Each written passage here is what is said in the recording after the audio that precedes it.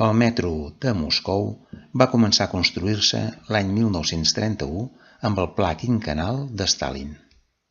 A més dels treballadors contractats, hi varen treballar voluntàriament sense cobrar més de 13.000 voluntaris. Hi ha gairebé 400 quilòmetres de línia i 250 estacions. I transporta 7 milions de passatgers diaris de promig. Puntual, ràpid, barat, còmode i net. Ara estem veient l'estació de Komsomolskaya.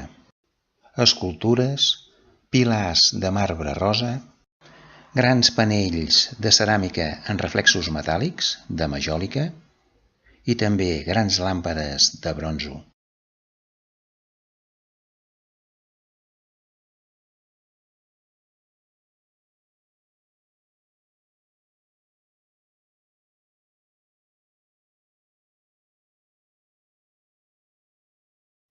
L'estació de Plochad Revolutsii està dedicada a la Revolució d'Octubre i està plena d'escultures de bronze dels herois de la Revolució.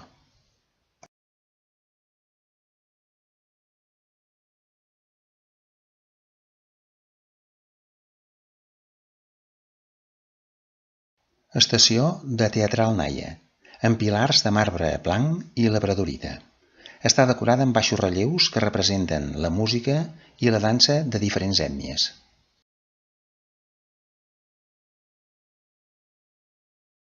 Estació de Kobokutzneskaya, decorada amb mosaics representant la indústria de la guerra i soldats de l'Exèrcit Roig en combat.